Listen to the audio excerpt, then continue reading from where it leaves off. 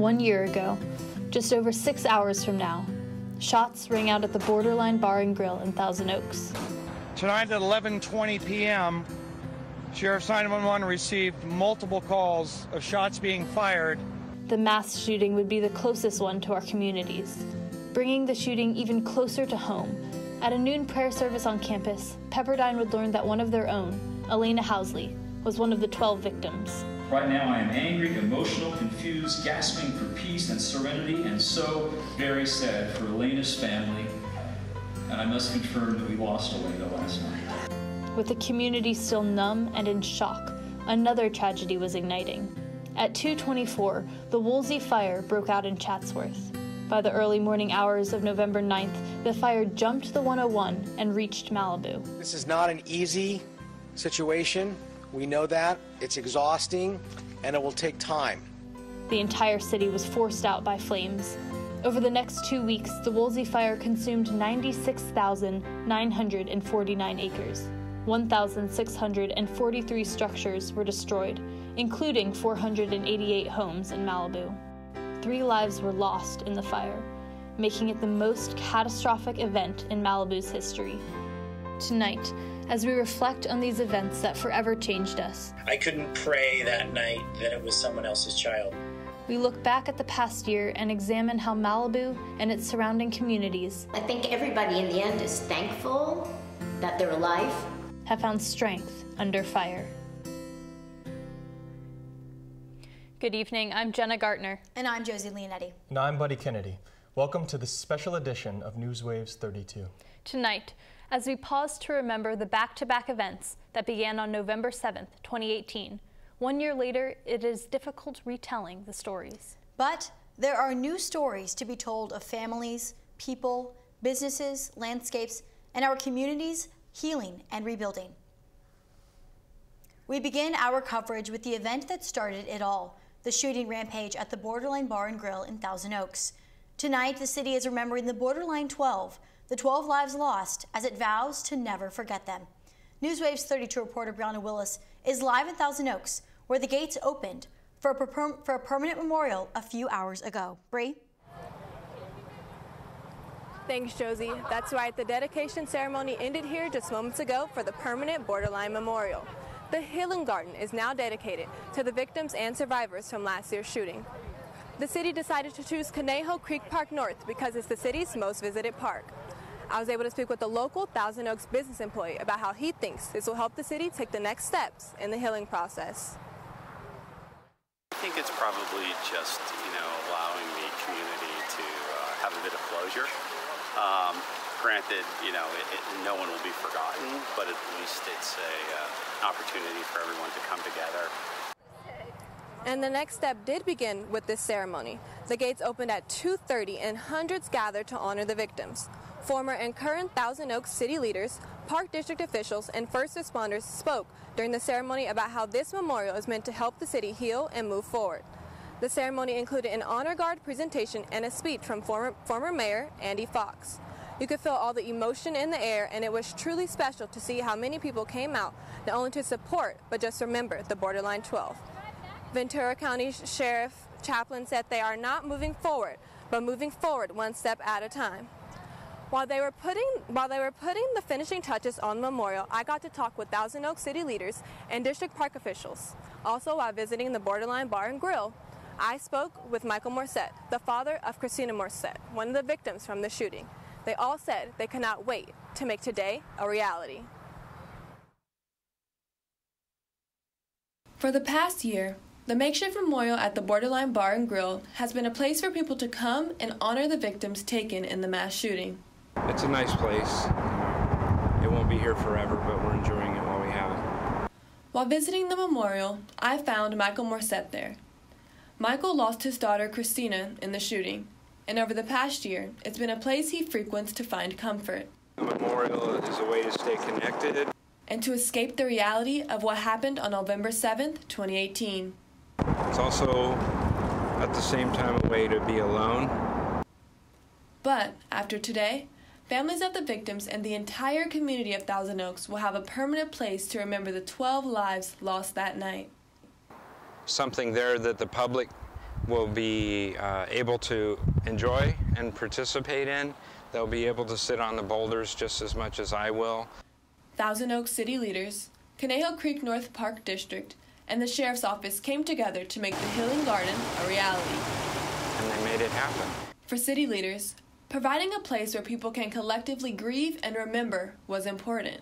We needed and wanted something in place for the 1-year anniversary because of the fires that happened just a few hours after the shooting. The community didn't really have time to mourn. The community didn't really have time to grieve. De La Peña imagines what the memorial will offer. It'll be a solemn place where you can just sit and reflect. The designers of the memorial focused it on the borderline 12. There is 12 large granite stone benches. We have the central pond feature where we've added 12 low bubbler jets representing the 12 lives taken. We have a picnic pavilion, an existing picnic pavilion that we addressed with 12 large granite boulders flanking the stage to kind of really frame the stage, as well as a plaque on one of those 12 boulders. The memorial also pays tribute to the other people at the bar that night. There will be 248 pavers that will be a unique blend of color that will represent the 248 survivors. For family members of victims, the memorial provides a place to make sure their loved ones will never be forgotten. It's going to be there long term. And for Michael Morisette, I can't imagine anything really that would be better, really. I really can't. And the fact that the city's going to maintain it for us, that's just a big plus. After coming here multiple times leading up to today, it's truly been special to see what was once a vision and plan now open for the entire community to use and throughout the healing process. The words I've heard most today to describe it are to sit, reflect, remember, and move forward. Josie, Buddy, Jenna, back to you guys. Thank you, Bree. Wow, it's really special to see the Thousand Oaks community not only have a place to mourn together, but just have a place to be together, especially today. Yeah, I think it's really important on a day like today. And I know Thousand Oaks is pretty consistently rated as one of the safest cities in America, but I think that night really changed people's views of it. Yeah, with the fire breaking out just so soon after the shooting, they didn't really have a chance to pause together. So hopefully that memorial can give them that space. Yeah. Here at Pepperdine, we are remembering the loss of one of our own. One of the 12 victims of the borderline shooting was Alaina Housley, who was a first-year student. The university is vowing for her memory to live on. NewsWaves 32 reporter Savannah Welsh joins us from main campus, where the dedication ceremony just ended and a community dinner is starting. Savannah? Thanks, Jenna. I'm here at the Waves cafeteria where a memorial dinner put on by the Student Government Association is currently taking place. Just 40 minutes ago, I was at a tree dedication ceremony in honor of Alaina Housley. From the events this week, the Pepperdine community is coming together for a day of remembrance. Moving dedication, the Thornton Administrative Center lobby was packed this afternoon. The university chose the TAC lobby for the dedication in order to be close to the tree. Alaina's tree, an olive tree, symbolizes peace and victory and is to remind people to act as peacekeepers in their communities. The Housley family also spoke at the dedication. When asked what it was like being back on campus, Mr. Housley said that the family has felt lifted up by the Pepperdine community. After the ceremony, Housley family members placed stones on the tree once the ceremony concluded. The dedication was complete with a scripture reading, a time of prayer and reflection, and music from the Pepperdine Concert Choir. Earlier today, Stafford Chapel was open from 10 a.m. to 2 p.m., allowing students time to reflect and pray. The university will continue commemorating the borderline shooting and Woolsey fire anniversaries tomorrow, celebrating Hope Forward Day, starting with yoga and a wellness fair.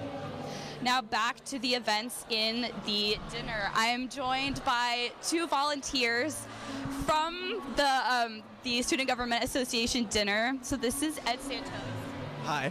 And then what was your name again? Courtney Merrill. Courtney. So nice to meet you guys. So you guys said you're helping out with the class, right? Yes. So kind of given the fact that I know you were here, Ed, right, last year. Were you here? I was here last year as well. Yeah, so how do you think the events of this dinner and even the tree dedication ceremony kind of commemorate Alaina Housley and just the victims of the borderline shooting and Woolsey fire?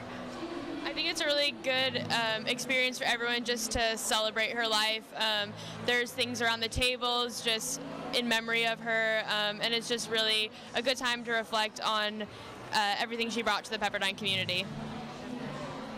Yeah, it's, I don't know, like the dinner's nice. It's nice having the community brought together over a meal and just, you know, remembering Alaina and things that happened last year, because it was a pretty difficult time, like this time last semester, or last school year. Yeah. Thank you guys so much. I appreciate it. Thanks for helping out too with the dinner. And so that'll wrap it up for us. I'm Savannah Welch for NewsWaves 32. Back to you guys in the studio. Thank you, Savannah. It's been quite a day and quite a year on this campus. It really has. And I know Alaina's family and friends really wanted today to be more of a celebration of her life rather than just a day to mourn her loss. And I think that's what they've been doing with these events. They've been really great. Yeah, her parents are such strong and inspirational figures, not just for the Pepperdine community, but anyone who lost someone that day. So true. I agree. When our special coverage continues. And they said, your house is gone. And I was just like, no. No, I mean, you're just in denial. There's no way this can happen. In losing it all, one Malibu woman truly finds strength under fire. How she could be the first person to fully rebuild her home in the city. And how city leaders are responding to some who say the rebuilding process is moving too slowly.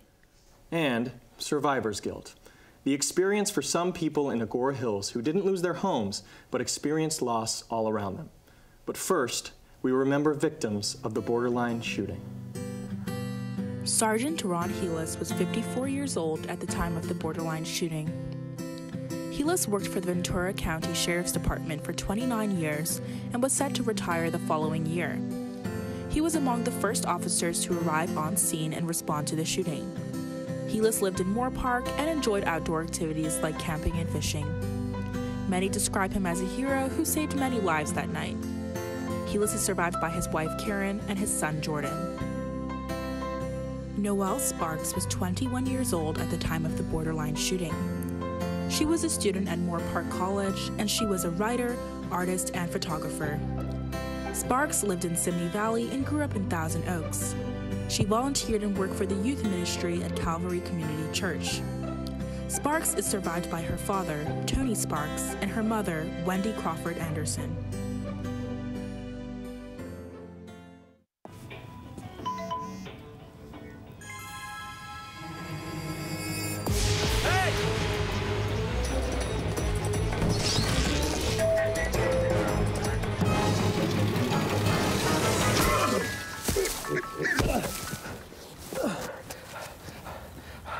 So, same time next week? Well, of course. Put away a few bucks, feel like $1 million. For free tips to help you save, go to Feed the Pig.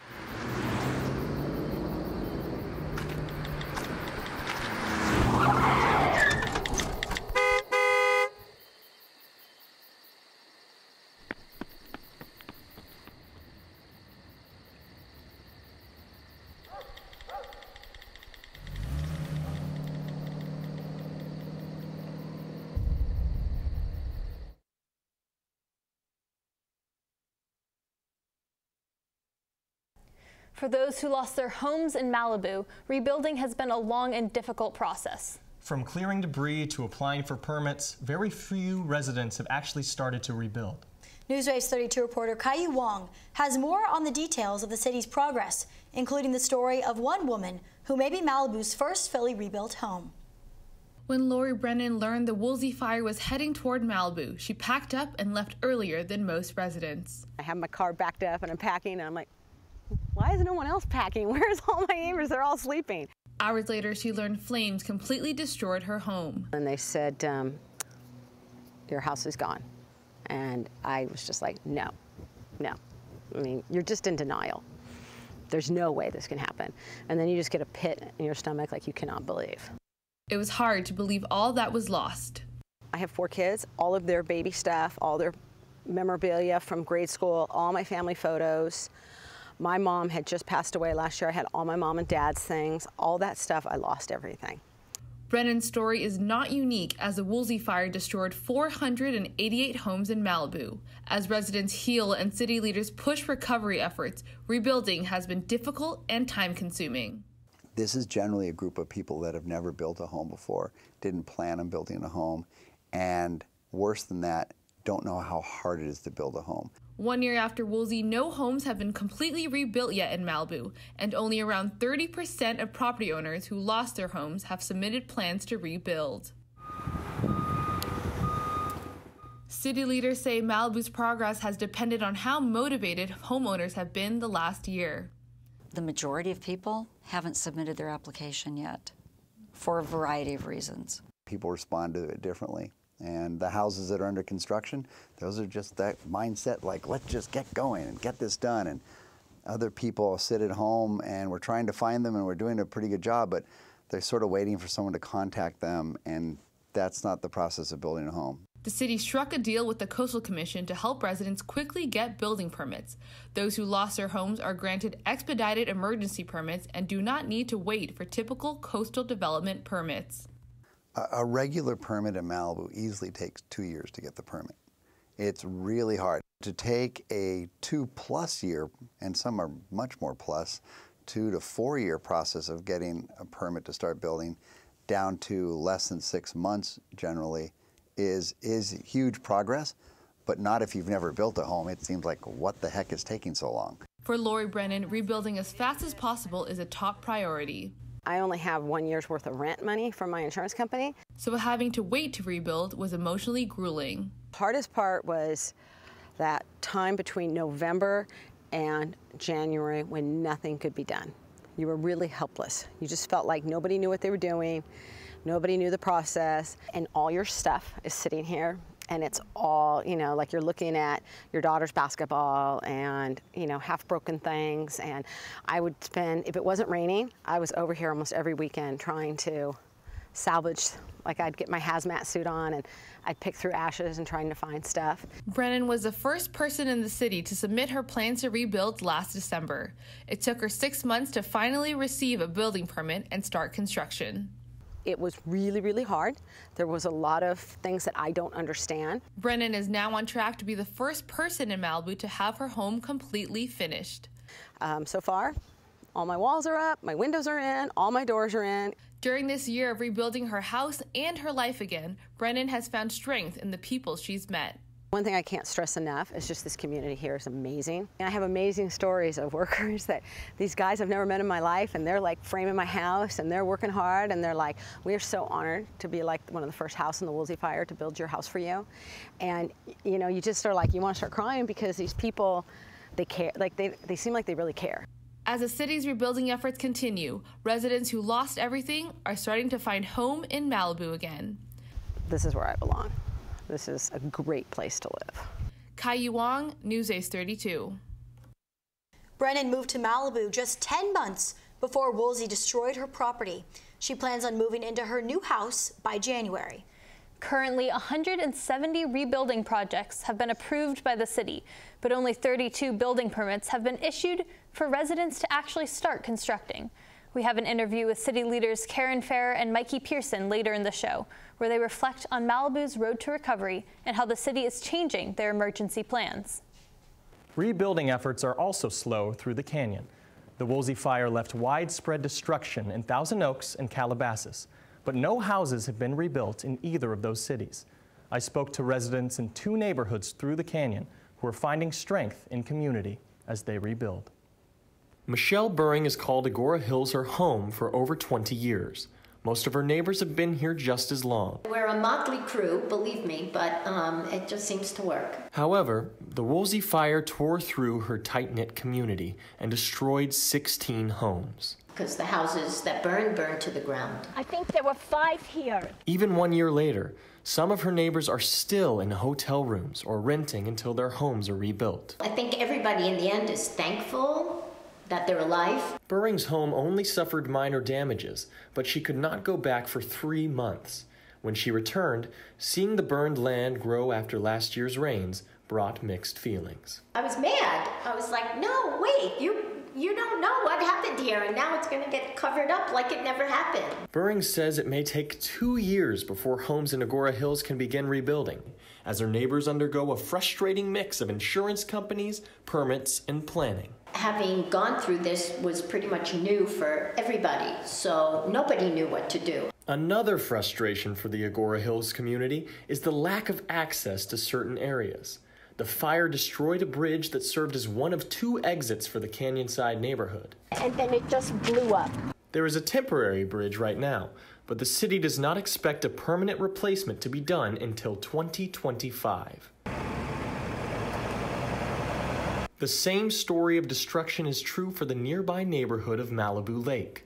Local business owner Tim Skogstrom said that out of his 12-home community, only 3 were left standing. Malibu Lake's an old community, so whether or not they even want us to rebuild, I think is part of the question right now. When Tim returned to his store during the fire, he found burning embers nearby and took matters into his own hands to put them out. So we just basically started putting stuff out, walking around with shovels and rakes. Despite all of the hardships this community has endured. But then, everyone kind of pulled together, and it was such an amazing neighborhood experience. Their support for each other still ties them together. There's support all around, pretty much, for anybody who needs it. We're all here for each other. Even with the daunting task of rebuilding ahead of them, communities through the canyon have shown strength and resilience. Buddy, it really seems like these neighborhoods were able to bond in light of everything they've been through. Yeah, actually, this Saturday, Tim is hosting a dinner at his winery for all of the old members of the community, whether their houses are still there, whether they're gone, just to come back together and celebrate that they're still here after all of the things that they went through. Yeah, it's great that even if they're not living there right now, they can come back, see all their neighbors, have a get-together. That's going to be great, for sure. When we come back, the family of one borderline victim is finding healing through advocacy. If this just helps one family to not bear the burden that we've taken on, then it's already been successful. How Alaina Housley's family is making sure her voice continues to live on by helping others. And they were on the ground reporting as chaos unfolded last year. Student journalists share what it takes to cover tragedy and trauma. But first, we honor 2 more victims of the borderline shooting. Jake Dunham was 21 years old at the time of the borderline shooting. Dunham was from Newbury Park, California. His favorite thing to do was ride off-road vehicles and dirt bikes. He was good friends with Blake Dingman, who was also killed in the shooting. Dunham is survived by his father, Ken Dunham, his mother, Kathy Dunham, and his sister, Alexis Dunham. Blake Dingman was 21 years old at the time of the borderline shooting. He was a resident of Newbury Park and worked in the commercial electrical field. Dingman loved sports and played baseball and soccer. He also enjoyed off-road driving and often went to Pismo Beach to ride with his friends. He is survived by his father, Dan Dingman, his mother, Lori Dingman, and his brother, Aiden Dingman. Adventure can be found anywhere, but the best place to start is in the forest. I spy something beginning with S. Snow? No. Snow-covered trees. Nothing to do with snow. Head outside to discover incredible animals and beautiful plants that come together to create an unforgettable adventure. Wow. So grab your loved ones. Don't even. And explore a world of possibilities. Come on, this way. Visit discovertheforest.org to find the closest forest or park to you. Well, Thomas, you've got pre-diabetes. But with more exercise and a change in diet, it can be reversed. I've tried exercising. It just makes me hungry for bacon. I love bacon, too. And who really likes to exercise? Not me. Me neither. Nobody. So we're good? What? Oh, you still have pre-diabetes. Big time. Alaina Housley was 18 at the time of the borderline shooting. She was the youngest of the 12 victims who died that night. Alaina was from Napa Valley, where her parents and younger brother live today. NewsWaves 32 reporter Channa Steinmetz spoke with Alaina's family on how they continue to remember her. Channa? 1 year after losing Alaina in the borderline shooting, her father, Arik Housley, told me days are still filled with ups and downs. But through it all, he and his family are finding strength through calling for change. We continue to this day to say that she was in the right place at the right time. She was there when evil walked in. And I think that's the hard part, is we try not to go down the road of why, because nothing will bring her back, right? So if we just start to look for someone to blame or start to ask why us, why Alaina, how did this happen, I couldn't pray that night that it was someone else's child, because her friends were there with her. And, if it wasn't Alaina, it would be somebody else. And sadly, we find ourselves in that predicament. But it's been amazing to see how much has come of this. Arik and his wife Hannah created the foundation Alaina's Voice to advocate for kindness and mental health reform. Alaina's Voice is a little different in one factor, because we're really not asking for gun laws. We're not asking for background checks or all of that. Maybe those things are part of it. We're just asking the world's leaders to sit down, especially the America's leaders, to sit down and say, like, okay, this is enough. Like, how do we change this from happening? The Housleys have committed themselves to speak out against gun violence, even creating a special jersey that honors those who died. The Time magazine cover came out with all the cities that had had mass shootings. Mm-hmm. And it hit me, so I contacted our designer. He created this jersey for us, and it's awesome. The jersey, which includes over 100 cities where shootings have occurred, has a special tie to the Napa Valley, where Alaina grew up. So it's the 12 victims of borderline. Mm-hmm. It's the 3 victims from the Veterans Home, because in Napa Valley we had a shooting at the Veterans Home where a man with PTSD re-entered the Veterans Home and took 3 women's lives. And then, so there was 15 people that were affected in 2018 to the Napa Valley in that way. And then it was every city since we started our team in 2017, and he hand wrote every single city in the patterns of our jersey. There's a tag at the bottom, basically similarly, like I told you, just saying to our politicians, it's time to act. Like this is enough gun violence. Let's have a discussion. Let's sit down and figure out how we turn this table before it just continues to get worse. The foundation even raised money this past year to provide counseling resources and scholarships for Alaina's old high school. We didn't have enough counseling hours that were happening to be able to really serve the kids. So we're trying to put in programs in place to support counseling hours to get the kids more counseling support that they need because of the stress on teenagers, because they're the adults of tomorrow. During this past year of grieving, Arik says he and his family have found comfort in small acts of kindness. My advice to people, if you deal with anybody in grief, is it's okay not to say anything. Just go up and smile or give someone a hug, and that's plenty. Kindness is at the core of the foundation's mission. For Arik, it is through kindness that Alaina's Voice carries on. I get messages all the time about how much it's helped people, the kindness that even for themselves, where it's allowing them to, or it's pushing them to be better, to then help people around them and drop them a bracelet and buy them a coffee or just say hello or something of the sort. And the responses have been really, really nice. So whether it's stopped shooting, I will never know, and possibly never know. But at least we know that we can, and hope that the efforts and the intent of kindness can help in some way. Thank you, Channa. It sounds like the Housley family is really focused on keeping Alaina's voice alive. Yeah, they've grown so much with the foundation this past year, and they even told me that singer-songwriter Skylar Grey is coming out with a song today dedicated to Alaina. Oh. Wow, that's and awesome. She didn't even know her. She just woke up one day and had the melody and all the lyrics in her head. So it comes together so naturally, and it's a beautiful, beautiful song. Yeah, it's such a beautiful way to honor someone, through music. So I can't wait to hear it. Yeah, thank you. Alaina was one of 16 Pepperdine students who were at the borderline shooting. One of Alaina's suitemates, Alicia Yu, went with her to go dancing that night. NewsWaves 32 reporter Caillou Wong spoke with Alicia on how she has been navigating the trauma of not only experiencing a mass shooting, but also losing a best friend. My name is Alicia Yu. Last year, I survived the Borderline Bar and Grill shooting, but I lost my sweet mate and close friend, Alaina Housley. So I got there around 9:45, and I was there with my RA and then 5 of my housemates. And we danced a bit, and then we kind of stepped to the side to take a break.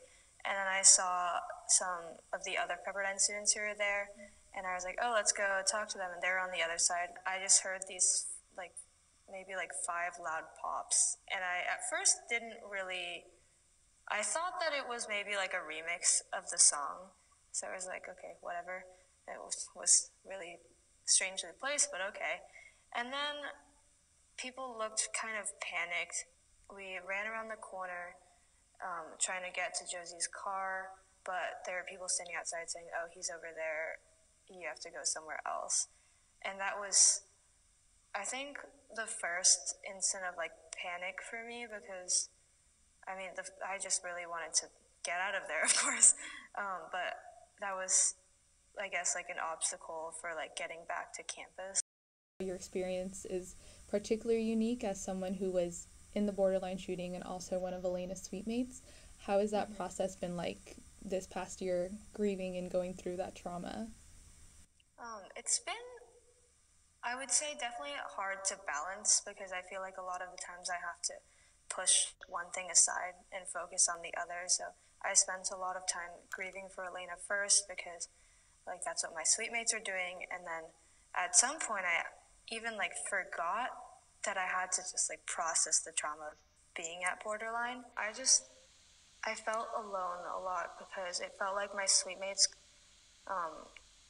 couldn't really understand, because while they were very close to me and could see the effects of trauma, they just simply weren't there. And on the other side, there were the other survivors, but they didn't have to process this such a close grief for Alaina. Obviously we all grieved as a community, but just having to grieve on that personal level just wasn't present for them. But it just felt like there was just such a immediate and stark difference between my experience from anyone else's. And it just felt really lonely on campus a lot of the times, because I just realized nobody else experienced both things. What have been some of your favorite memories with Alaina? Your silliest or funniest, or things that really stand out to you? We held a party in DeBelle the 21st night of September, and we listened to September by Earth, Wind & Fire 21 times.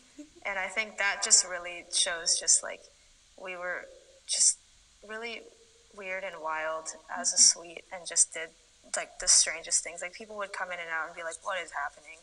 But I think just we just really valued each other's company. Do you feel like because the fire happened immediately after the shooting, do you feel like the Borderline shooting was overshadowed by the Woolsey fire? Yeah, definitely. I feel like because the fires are just a lot easier to talk about, because it affected so many more people, and it's a natural disaster that happens pretty regularly. And so a lot of the times when people are like, oh, last November, people are always like, oh yeah, the fire. And I know that a lot of people were much more heavily affected by the fires, but for me personally, obviously the shooting affected me a lot more. It just felt like a lot of times people tried to sweep it under the rug, and it was understandable but hurtful, yeah. What are some things in this last year that has given you a lot of hope? Definitely the Pepperdine community. Just like I said, with AKB and the chaplains coming to wait with us that night, and just all the resources we've been given. I remember a lot of people had asked me last winter if I was going to transfer or drop out or anything, and I thought that was so interesting, because that had never crossed my mind. Because the way I saw it was this could have happened anywhere, but I'm really glad I was at Pepperdine when it happened, because they've just been really good with supporting us. Some of our very own were on scene as chaos unfolded, covering the shooting overnight at Borderline and reporting on campus as flames surrounded Pepperdine. I had the chance to speak with our past NewsWaves 32 alumni about covering those 36 hours of tragedy and how the events have shaped them as professionals. A tragic shooting one day and a wildfire the next. November 7th is a day that changed not only Malibu, but the journalist who covered the events that took place 1 year ago. Emily Tenser, who is now reporting for KETV in Omaha, remembers the day vividly. First thing we did that day is everyone gathered together, had a meeting, processed our emotions, and then we thought, okay, as journalists, what are we going to do now? Upon hearing the news, Rachel Ripp, now a reporter in Texas for KWES, knew she had a job to do. Snapped into journalist mode and tried to figure out all the facts and sort through everything and, get everything done and told as it needed to be. Tenser was forced to leave her emotions at the door in order to tell the story. When you're a journalist covering an emotional story that you and your community are suffering through, it makes it 10 times worse because you want to react as a human, but you also have to do your job. And in a way, you kind of have to take all the things you're processing, all the fear, all the grief, all the emotion, and just channel it into your work. It wasn't always easy. She felt herself being pulled in both directions, that of a student and a journalist. I knew what I had to do and I don't regret it, but it was just hard because I really wanted to be with my community, but I also knew I had a job to do. Rip was able to cover the ways in which the community rose from the ashes. In the recovery process, I definitely saw a bonding of people. I saw, camaraderie and, people being strong and resilient because of the fire. And I saw a lot of goodness. The events have changed Tenser and Rip, not only as people, but as reporters. Yeah, as a journalist, it definitely taught me how important my role is, how important my job is, and how, we're all people and we're all experiencing these emotions, and it's okay to experience these emotions. When I cover events where there is a car crash or where someone died, I now kind of know how to talk to people who are dealing with this grief because in a way I understand kind of that their community is hurting, that everyone feels so sad right now, and I feel like I can really connect to them. For NewsWaves 32, I'm Josie Leonetti. Well, that's such a powerful story, Josie. It's so important to have empathy as a journalist, and I'm sure that these events really allow them to process this and now be able to relate to people in their new job every day. Yeah, I definitely agree. Josie, did you have any takeaways from your conversations with Emily and Rachel? Yeah, I think the biggest takeaway I took, especially from Emily, was just how difficult it is to be both a student at Pepperdine and a journalist covering these events. She talked extensively about how badly she wanted to be at the candlelighting and other events honoring Alaina and the victims of the Borderline shooting, but also knew she had a job to do.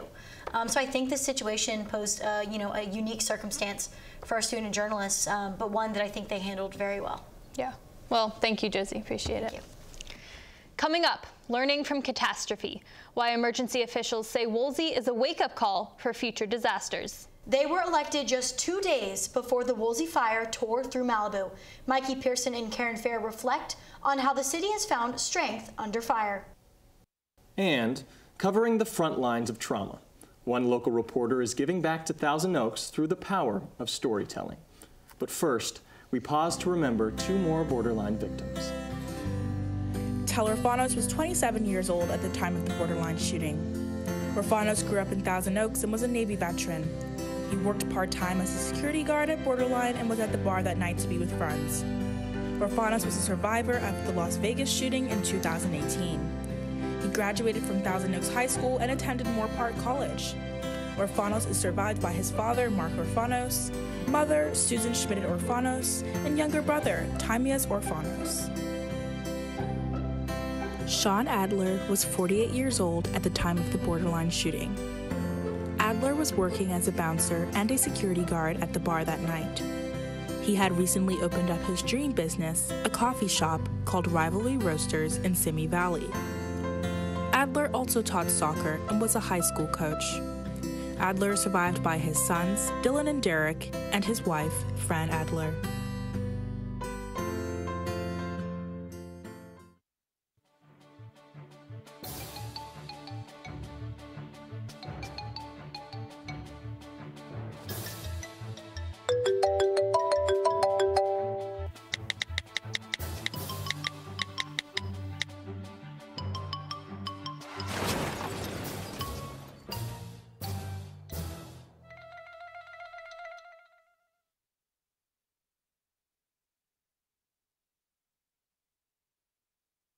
I adopted Bento in 2010 from a shelter. As it turns out, we have very similar personalities. And this cat makes me make art because he's always motivating me to take pictures of him, to draw pictures of him. He just is motivating artistically. It's just that simple. Well, he's my best friend, but a lot of people know him as Keyboard Cat.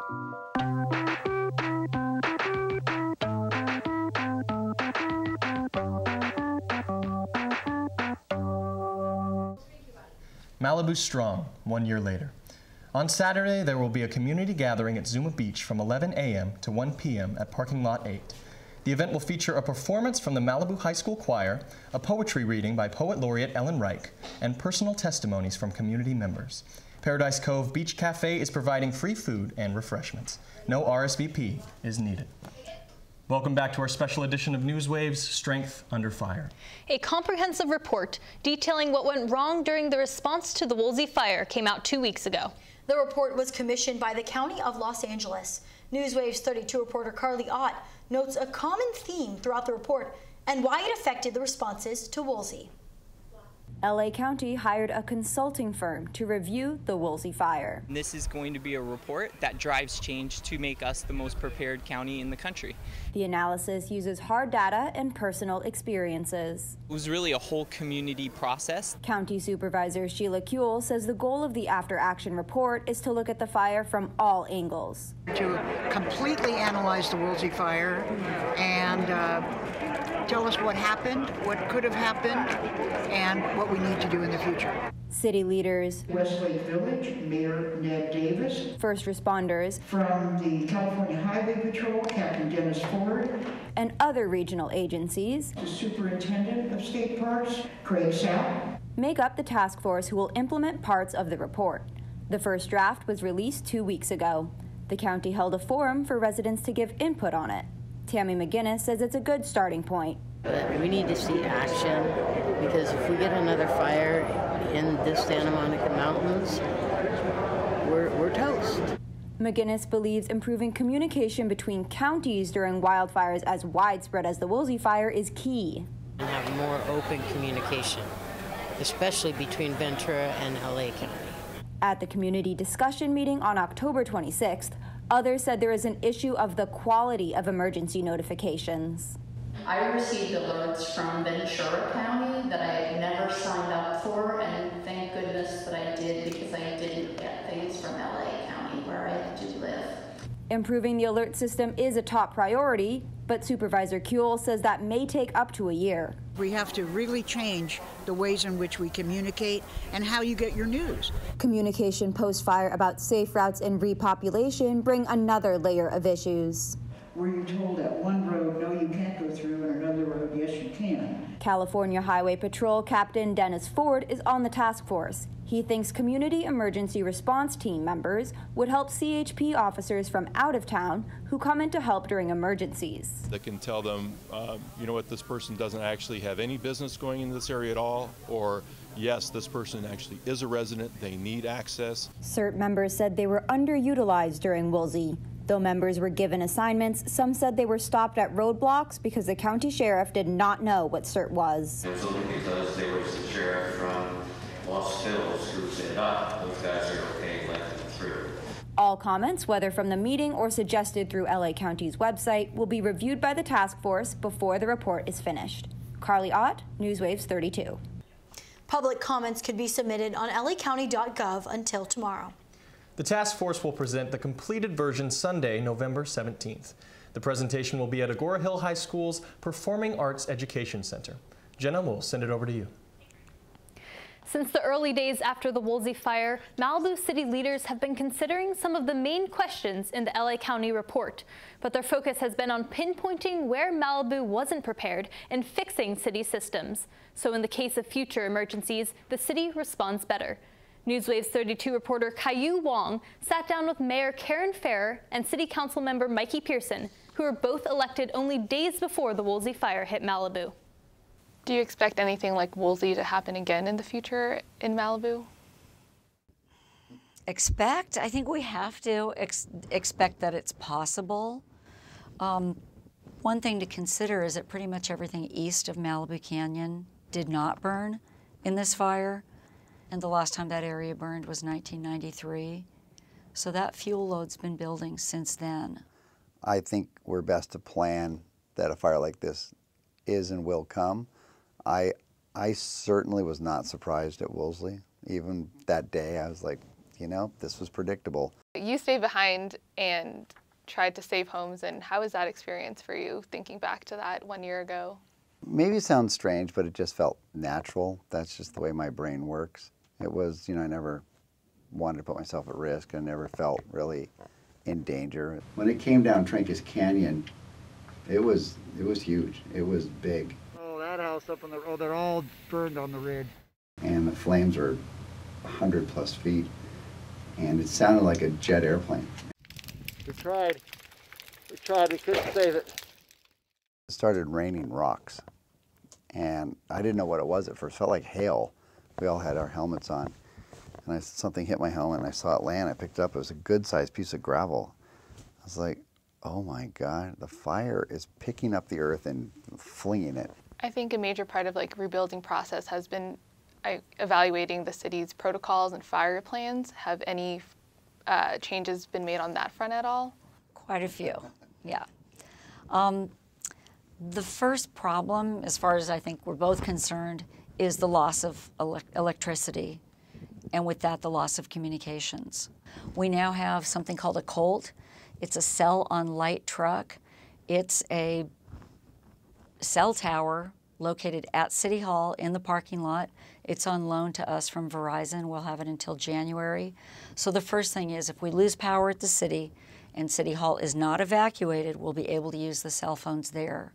We are also in talks with the county about doing backup, or Caltrans rather, backup on all of the signals on Pacific Coast Highway, because that's another thing. When the power goes down, we lose all of those signals.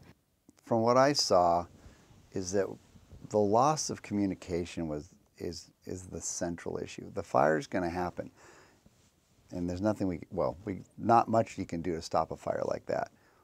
But not being able to communicate is something that we can figure out to some degree. And I think we all really learned how addicted we are to cell phones when they stopped working. With rebuilding as the #1 priority for this past year, what have been some roadblocks that you've experienced, challenges along the way of that? There's been a lot. I think we've never undertaken a rebuilding like this. So there was a learning curve on what that looked like and how to get it going. So just I think the city coming out of its own trauma and everything that happened and trying to respond to the citizens' needs was, you know, interesting. Mikke and I have met with the heads of pretty much Everybody. every agency. We've been up to Sacramento, met with CAL FIRE, met with the head of disaster preparedness that works under Governor Newsom. I'm not saying we've done everything right, but the entire city has made a huge effort, both the staff and the elected officials. And I think, too, that the citizens of Malibu overall have really rebounded, too. It's been great to see going from trauma to people just really joining together and neighbor helping neighbor is, I mean, there are people that aren't there, but there are so many people that are forming neighborhood groups that are, you know, just rallying around people. They've donated a ton of money to the different charities, the Boys and Girls Club, Malibu Foundation, that have helped people. So there's a side to Malibu that's just really, really come together. Mikke and Karen serve as the co-chairs of the Response and Recovery Ad Hoc Committee, which was formed after the Woolsey fire to help the city better prepare for future disasters. Yeah, they shared with us that 1 year is definitely not enough time to recover from something as devastating as Woolsey. They don't expect recovery to be fully complete until at least 3 years from now. Wow, 3 years. That's a really long time. It is. Yeah. Well, for one local newspaper reporter, her last year has been spent covering the Woolsey fire and talking to survivors and families of the victims of the Borderline shooting. Dawn Megli is a reporter for the Acorn, the weekly newspaper in Thousand Oaks. NewsWaves 32 reporter Kaylin Mendez joins us to tell her story of covering tragedy and how it has changed her. Kaylin? Thanks, Jenna. Dawn Megli, like others, is still dealing with the aftermath of those events, the trauma they left behind. As a reporter, she finds peace through her writing, telling stories of the victims and survivors of the Borderline shooting. For her, the coverage is ongoing.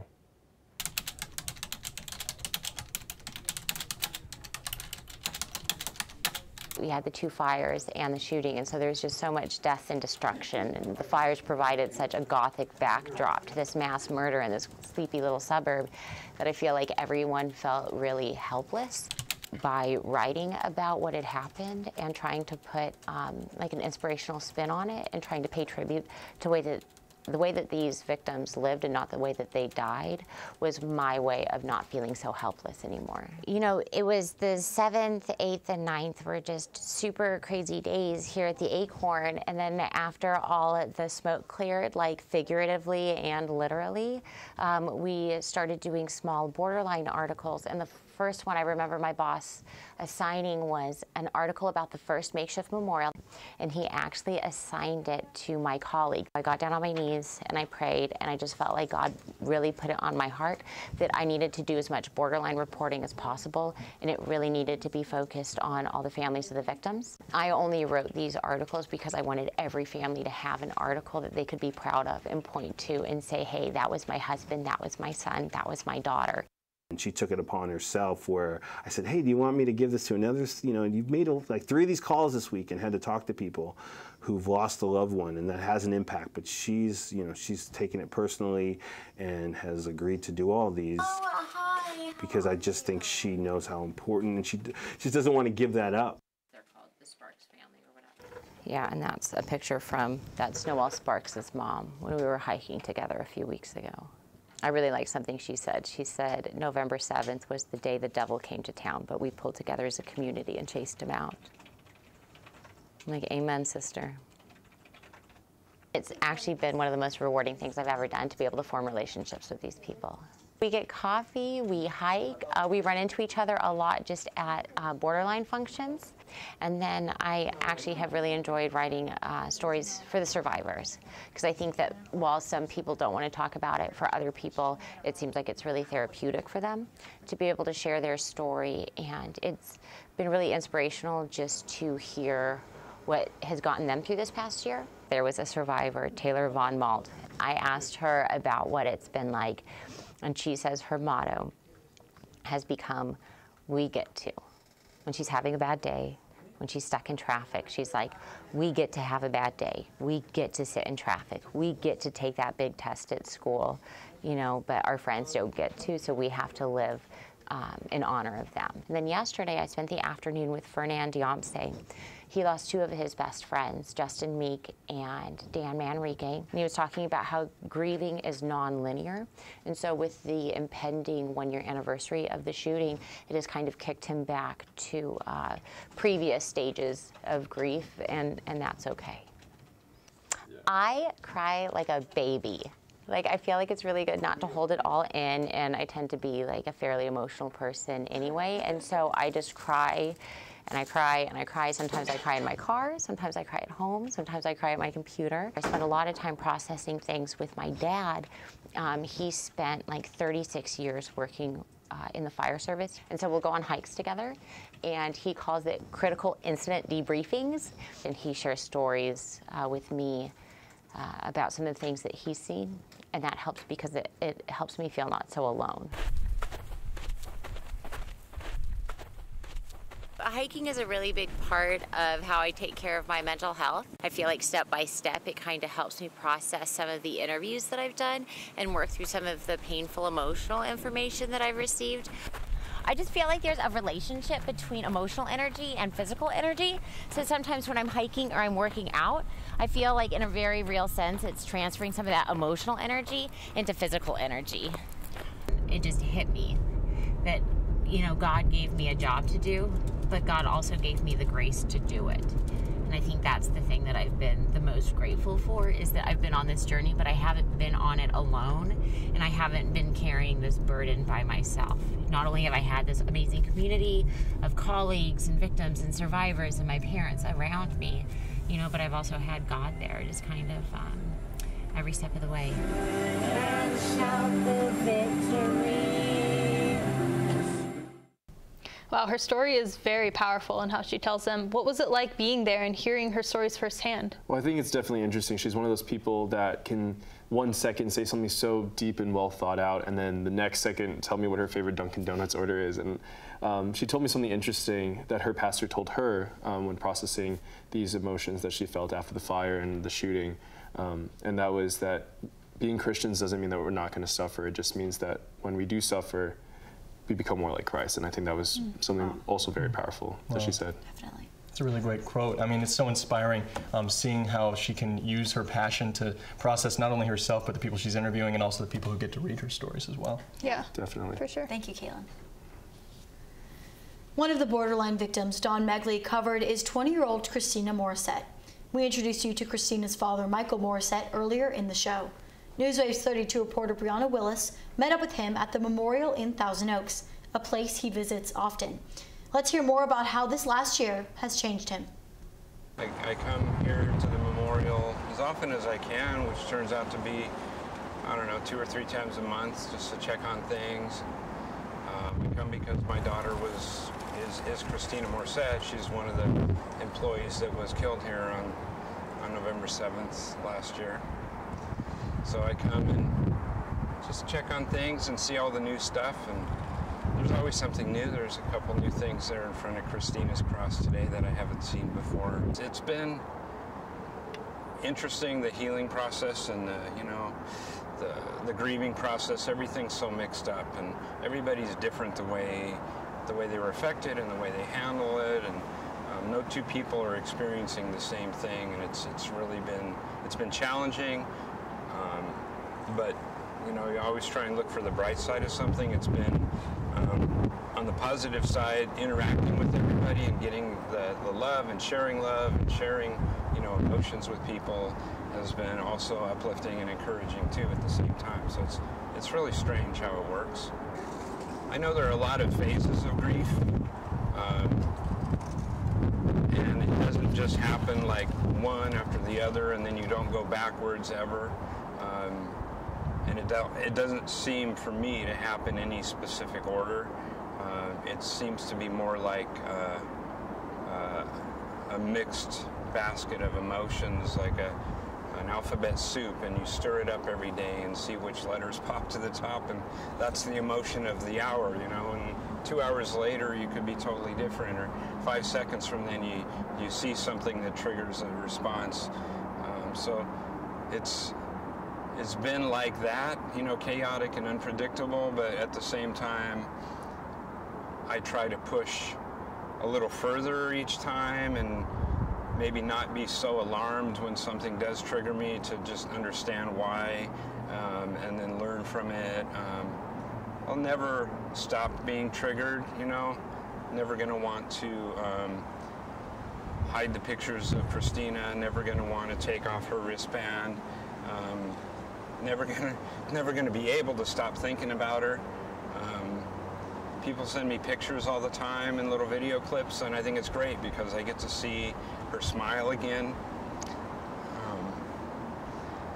But it does cause you to go up and down a lot, and I think that's natural as long as it's healthy to go through those cycles. And I think I personally have welcomed the next new emotion to see what happens with it. If it's hard, then I cry. I might go home. I might need some extra time, but but you get through it, and then it's, you know, you move on to the next moment or the next day. Never going to reconcile completely and come back to zero like nothing happened, but to reconcile it enough to say, well, here's where we are now. We can never go back. We can't change anything that's happened, but we can learn from it, we can grow from it, and now I have a lot of people who care about me, and a lot of people that I care about that I never knew 11 months ago. So it's, you know, it's like the silver lining of a really, really dark cloud. It's just the way it is. You know, while the story is so tragic, I think it's so beautiful to be able to see, you know, his experience of overcoming grief and, you know, his emphasis on hope and love and just being able to overcome such sadness. I really love how he's found community because of yes, this. Absolutely. And all of the positive outlook that he's found through this. Yeah, he has so much support, and that's really what he's looking for. And I think that's what, you know, brings people together in the end of the day and keeps people going. Yeah. For sure. It's awesome. Still ahead. With only a few ways out, getting out of Malibu during the Woolsey fire evacuation wasn't easy. It was, you know, it was definitely an experience and a very nerve-wracking one. The new custom plan being considered by the city to improve your exit route. And after the Woolsey fire, how the extensive plant ecosystem in the Santa Monica Mountains is surviving and in some ways thriving. But first, on this day, we pause to remember 2 more of the lives taken by the borderline shooting. Kristina Morisette was 20 years old at the time of the borderline shooting. She worked at Borderline as a cashier. Morisette was born and raised in Simi Valley.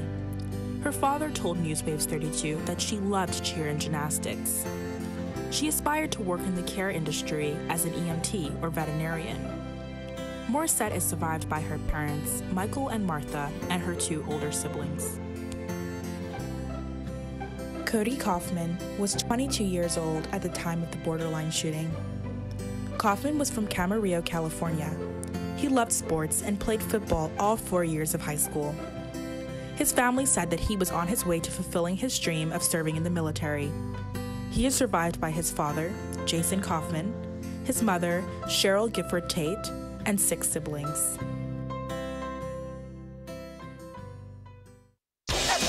Adopting a new pet is a rewarding experience. And shelter pets make super pets. Your new best friend will steal your heart, bring you happiness, and enrich your life for years to come. You can make a difference in the life of an animal. Adopt and bring home a shelter pet today. To find out more, visit theshelterpetproject.org.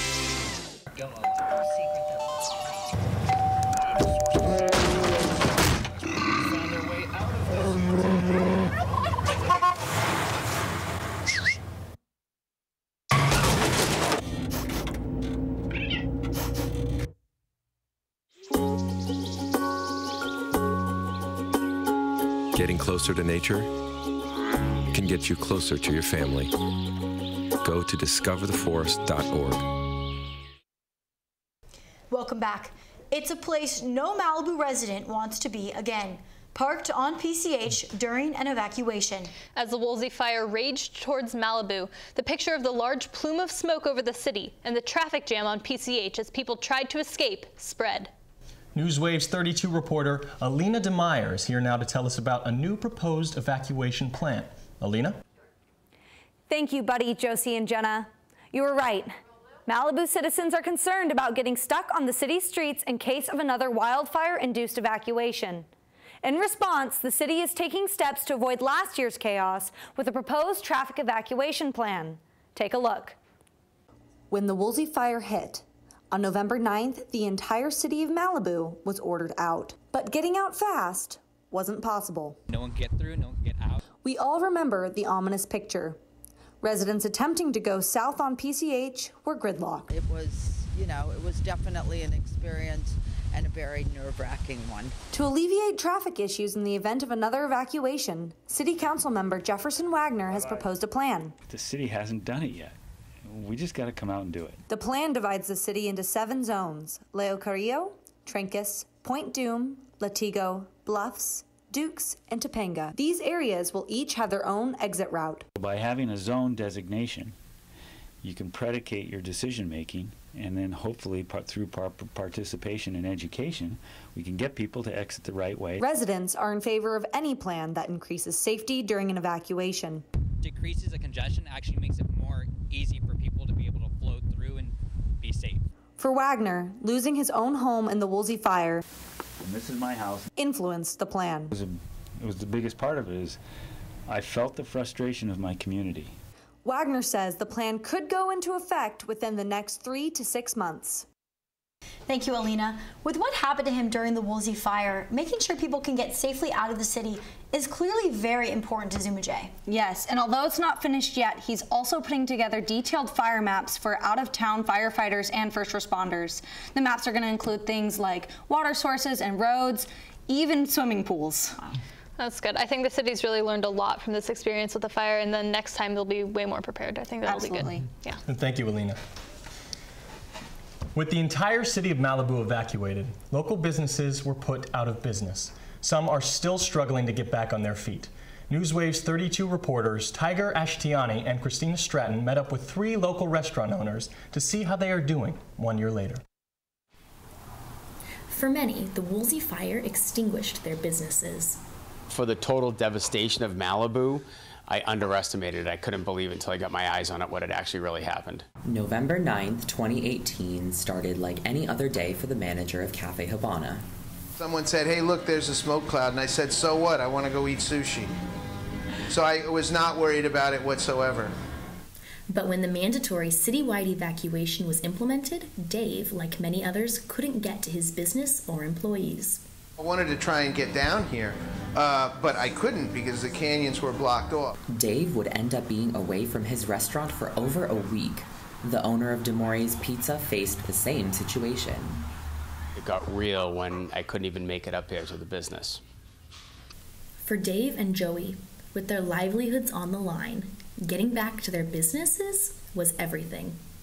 I did get in maybe 2 days before we were allowed to open, but I had to get in through the Malibu fire chief, so I kind of snuck in. One of our employees got a police escort just to show us the center that did not burn down, so I knew we were okay. But when they returned, they faced the losses. During the course of those 7 days, there was not electricity intermittently, so all the food went bad. I was locked out of here for 9 days, so a lot of our product went bad, and so I knew there was a ton of cleanup ahead. For even businesses that had not yet opened, the impact of the Woolsey fire was even greater. By the time we got ready to do the final opening, we had a stop work order and the fire started. Nicholas Fanucci was preparing for the grand opening of Nicholas Eatery in East Malibu when the fire hit. Although delayed and different opening than he planned, he couldn't give up on his dream. We decided to rent a food truck, in order to keep the dream. But the reality of running and owning a business in Malibu after Woolsey is not a dream. No tourists are coming to Malibu. It's a disaster zone. So you only have residents coming in to check on their homes, and some of their homes are demolished. So you have maybe half of the residents maybe looking for somewhere to eat. You know, I knew the business had changed forever, for sure. That's how devastating it was. You know, our sales were at minimum cut in half. NewsWaves 32, Tiger Ashtiani and Kristina Stratton. Thank you both. This is such an important part of the recovery story. Yeah, many people from Malibu are not even back yet, even after the fire hit a year ago. So it's not just affecting local restaurants, but all local businesses. We actually got word that there are numerous coveted businesses that may be closing once their leases are up soon. Yeah, that's a shame. And especially with Whole Foods now in the mix, like a lot of these stores are just having a really tough time coming back. Exactly, but a lot of these big corporations will be fine, but it's the small local shops that will be struggling. Yeah, well, thank you so much for telling their story. Let's send it over to Josie and Jenna. From the economy to ecology, the Santa Monica Mountains are home to plants rarely found in the rest of the world. But with more frequent fires, how are these plants faring? NewsWaves 32 reporter Marissa Dragos sat down with a fire ecologist to find out. Marissa? Native plants in the Santa Monica Mountains have resprouted after last year's burn, but local ecologists are still concerned about the long-term impacts of recent fires. Local plants are recovering well from last November's Woolsey fire, but more frequent fires make long-term regrowth difficult. If you're interested in Mediterranean ecosystems, then you are interested in fire. Marty Witter, a fire ecologist at the National Park Service, says that naturally fires only occur every 70 to 100 years in the Santa Monica Mountains. While native plants have adapted to the flames, that resilience doesn't apply when fires occur more often. Persistent drought conditions also don't help. Oh, chaparral is like the perfect fuel. It's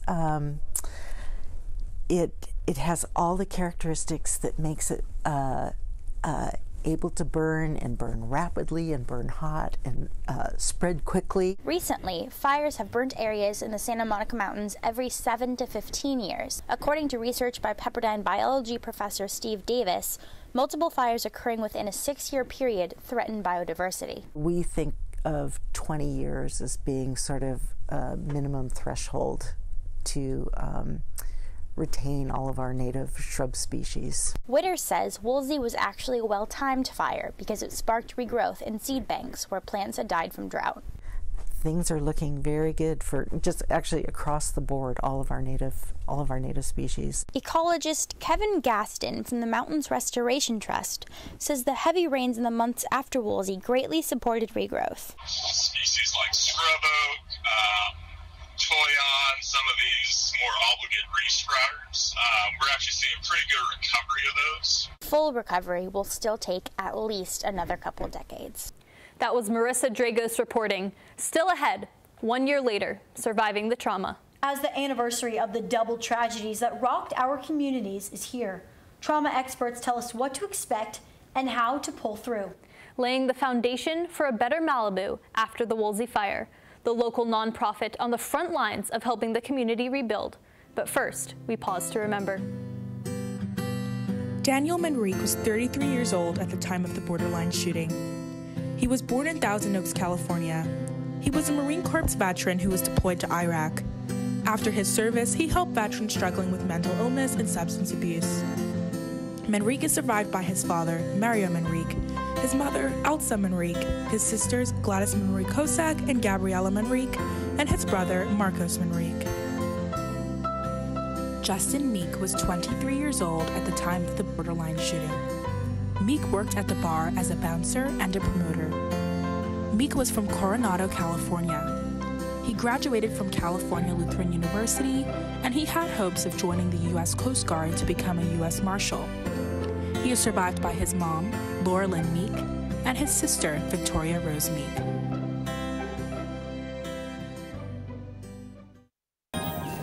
Can you consent with me? Imagine what you'd see if every child had a book to read. So the mission is for us to get a book to each and every child. So let's join hands, book people unite. Unearth hidden passion. Come on, we'll have a good time. One book can be the first element. Helps to change a life. People unite. Read to a child today and spark a lifetime of ambition. Barry, time is running out. According to my calculations, 1 in 5 kids in America struggles with hunger. How can so many children face hunger when there's more than enough food to feed them all? Babadoo! You're right, Barry. We can help solve hunger by teaming up with Feeding America to get food to hungry kids in communities across the country. Help Flint and the Feeding America network of food banks get food to the people who need it in your community. Find your local Feeding America food bank at feedingamerica.org/hunger. Together, we're Feeding America. Mark Misa Jr. was 20 years old at the time of the Borderline shooting. Misa worked at the Bar and Grill as a busboy and a food runner. He grew up in Santa Barbara and Carpinteria. Misa studied photography at Santa Barbara City College and loved music. He is survived by his parents and his 3 siblings. Welcome back to our special edition show, Strength Under Fire. As the city continues to rebuild, one local organization is committed to providing extra help to those in need. NewsWaves 32 reporter Hannah Fullman is here with the story of residents coming together for resiliency. Hannah? That's right, Jenna. The Malibu Foundation formed just 2 days after the fire to support the city's rebuilding efforts. The organization helps people find the resources they need to recover. But more than that, it has been a strong support system of neighbors helping neighbors. With 3 primary goals, emergency relief, recovery, and advocacy, just 2 days after the Woolsey fire, the Malibu Foundation formed.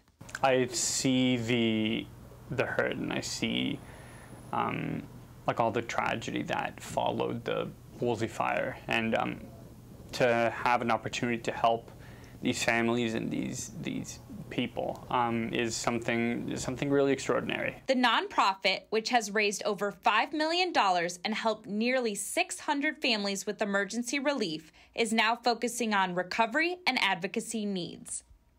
That's where we help people through their actually rebuilding process, through wellness support via therapeutic programs or talks or support groups. To provide the most impact, the foundation collaborates with other local organizations. So depending on what we're doing, we find an organization that's either local or they have a local branch, and we kind of pitch an idea to them, and we develop that program with them, and then we kind of co-run that program together.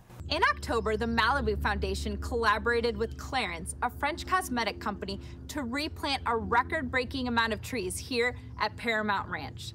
Nearly 700 volunteers came to Replant Love, where 3,200 trees were replanted to restore native vegetation to the area and reduce carbon emissions.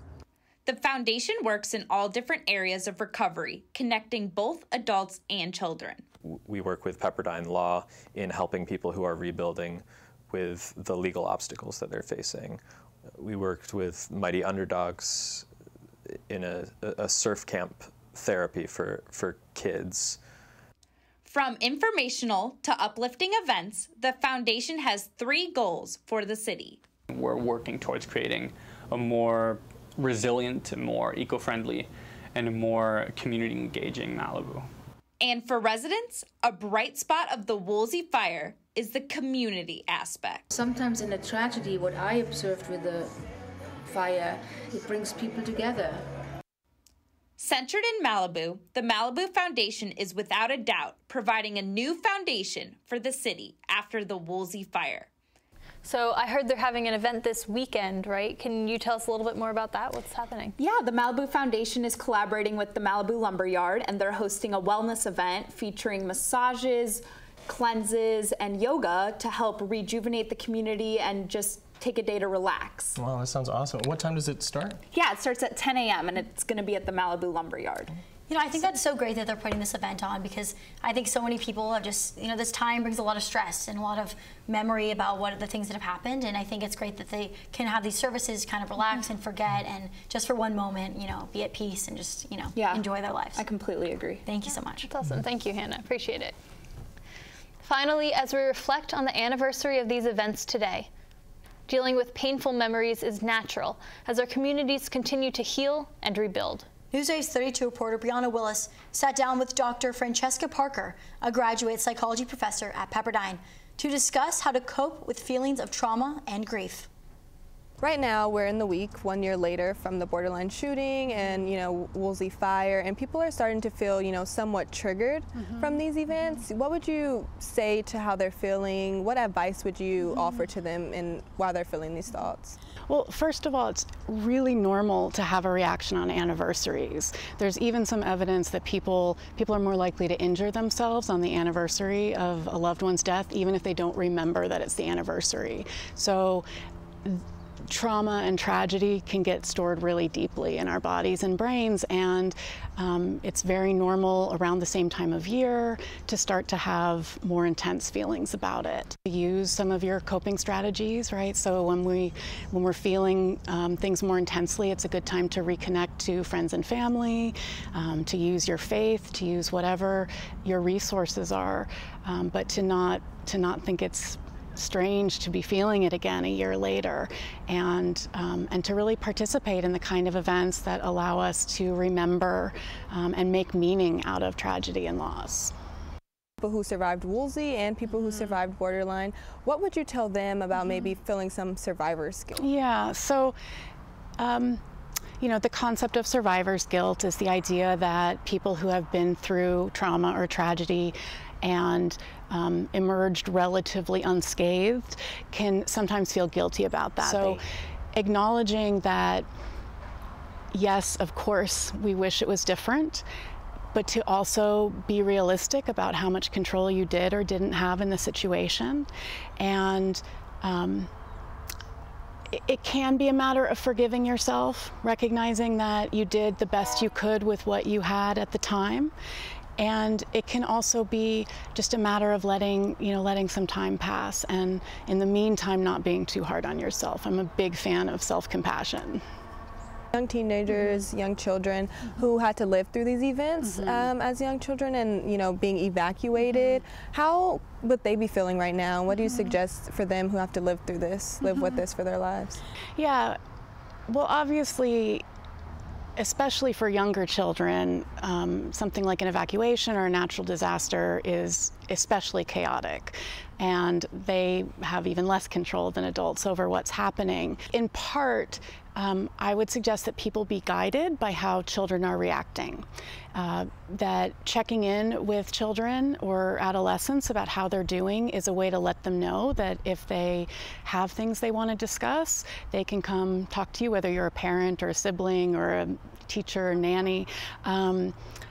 But to also not necessarily push children to feel a certain way, because probably the children who have gone through these events from the last year, some of them may still be feeling effects and may still be struggling, and some of them may be fine. That we know that somewhere around 50 to 60% of people in the U.S. will experience some kind of trauma in their lives, but only about 5 to 10% go on to develop long-term symptoms from it. So children and adults are very resilient, sort of on their own. Can you tell me a little bit more about like that theme and how people can be resilient throughout this process? So resiliency is sort of defined as our ability to cope with adversity. The idea is that all of us, in everybody's life, there's going to be a certain amount of bumps and adversity and problems. Nobody's life is smooth sailing. So connecting to other people, connecting to things that you're passionate about, and again, that can be family, it can be friends, it can be a faith community, it can be a sports team. That connection to other people increases our resilience, especially if we then are willing to use those supports when we need them. I'm thinking about, there's a concept called post-traumatic growth. And it's the idea that people who experience a trauma, if they're able to work through it and process it and get the support they need, that not only do they bounce back, but there's an idea of that there's a possibility of bouncing forward. That sometimes people who have experienced really extreme adversity will describe things like having a renewed appreciation for life, or having a new purpose, or having their priorities shift so that they realize what's really important to them, and they have more energy and time to focus on what's important to them. It can also be finding a purpose, finding something that you want to rally for, or a cause to raise money for. And so that's one piece of the hope, that when we are able to process and transform our negative experiences, we actually can end up in a place that feels more fulfilling than we would have if we hadn't been through the experience at all. That's very informative. Now, I've heard about post-traumatic stress, but never about post-traumatic growth. Yeah, it's really a testament to how resilient people can be, that they can not only recover, but come back stronger through the supportive community. Yeah, and I think that's one of the reasons why we wanted to do this show, you know, to remember these people and these places that we lost, but also the growth that we've experienced through it. Yeah, and all these stories we've heard today are certainly a good way to remember that. For sure. Definitely. Now, 1 year later, 365 days of relief, rebuilding, and recovery. On the anniversary of the twin events of November 2018 that forever changed us. We thank all of the city leaders, survivors, and others impacted by these events for opening up and sharing your stories with us. Especially Arik Housley, Michael Morisette, and Alicia Yu.